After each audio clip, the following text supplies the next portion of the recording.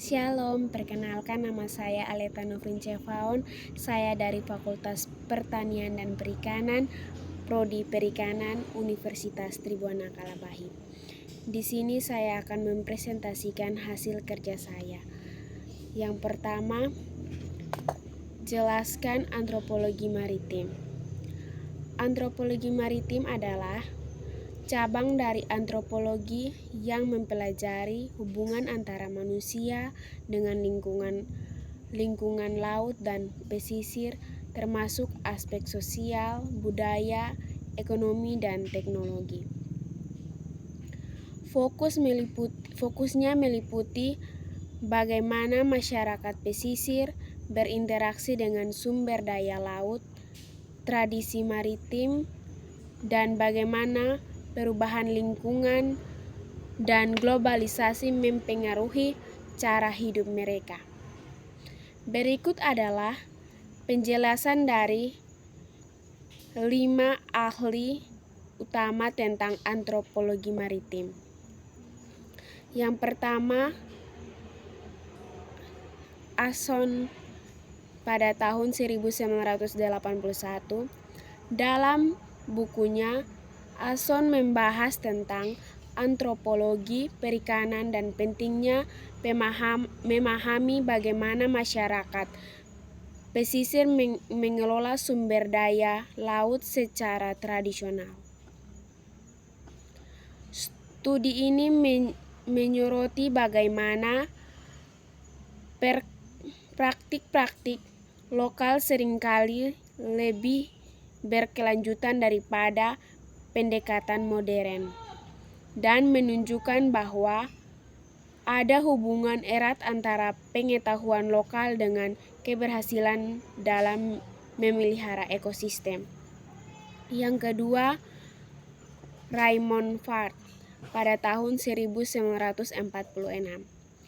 Farr, seorang ahli antropologi ekonomi, memperkenalkan konsep adaptasi ekologi dalam masyarakat pesisir melalui karyanya yang berfokus pada orang di pesisir selatan. Fritz menggambarkan bagaimana ekonomi subsisten masyarakat pesisir bergantung pada sumber daya laut dan menunjukkan pentingnya pengetahuan lokal dalam memanfaatkan laut. Yang ketiga, Bennett tahun 1969.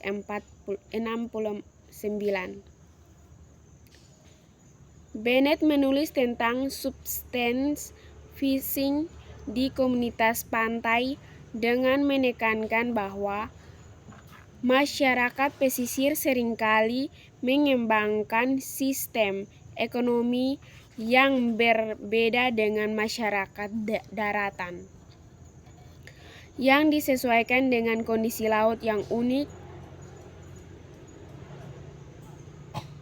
Bennett membahas berbagai teknologi penangkapan ikan tradisional yang berkembang sesuai dengan kebutuhan ekologi lokal.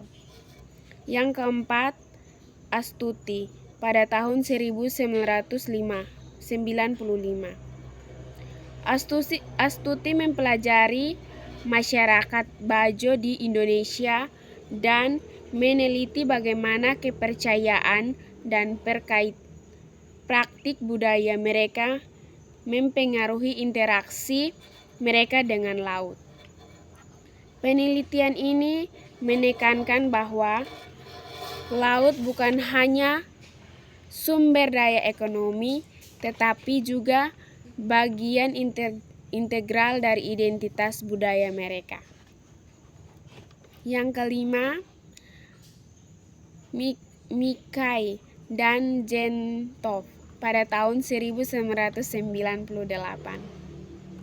Mereka membahas tentang SEO manajemen dan dalam pengelolaan sumber daya laut, yaitu kerjasama antara komunitas lokal dan perikanan, dan pemerintahan dalam mengelola perikanan.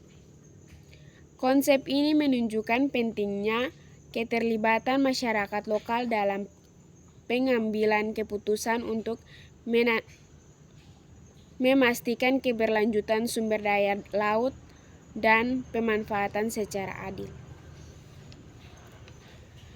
Antropologi maritim memberikan wawasan tentang bagaimana masyarakat pesisir secara historis dan kontemporer berinteraksi dengan laut dan bagaimana mereka menghadapi tantangan seperti perubahan iklim, kebijakan perikanan, dan globalisasi.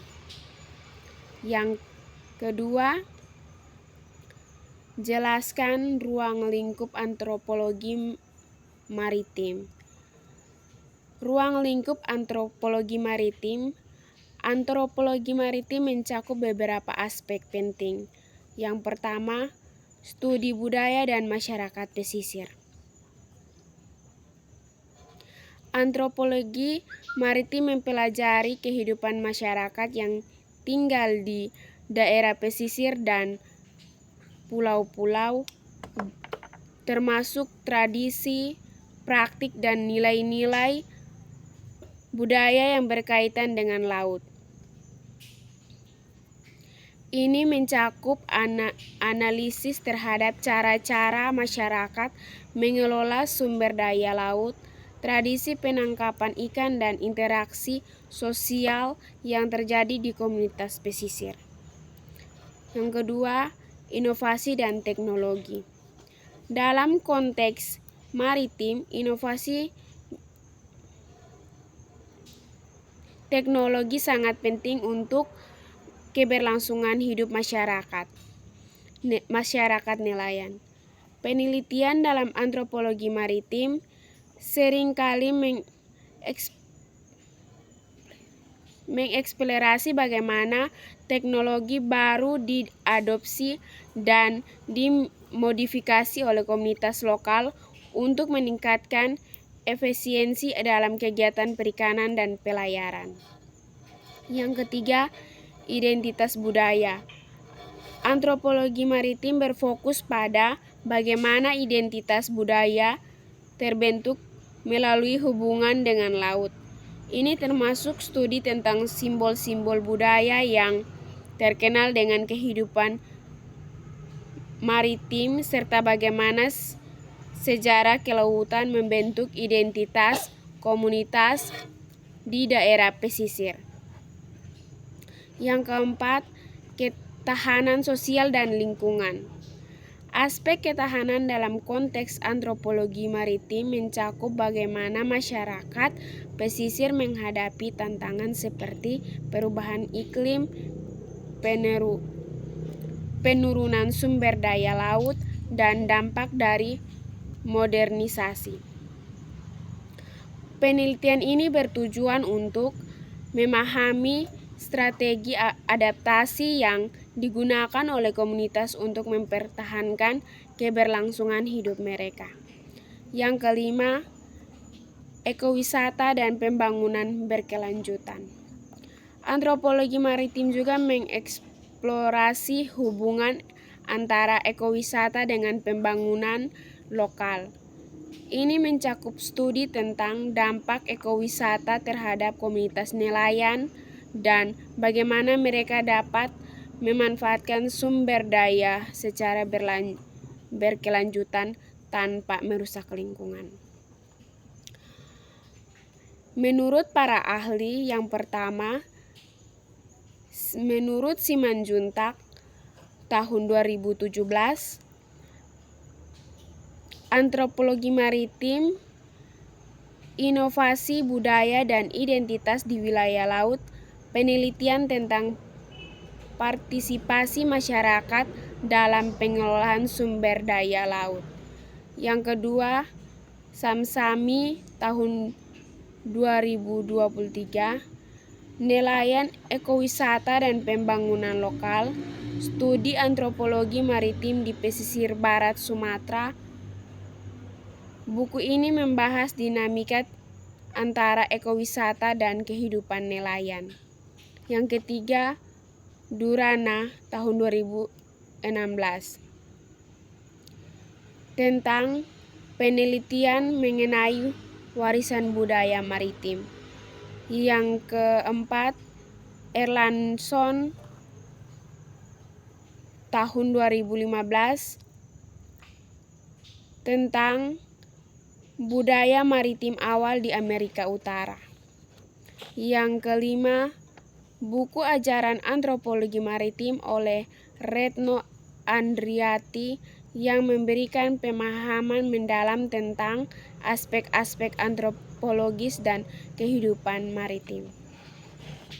Demikian hasil presentasi saya. Saya mengucapkan terima kasih. Shalom.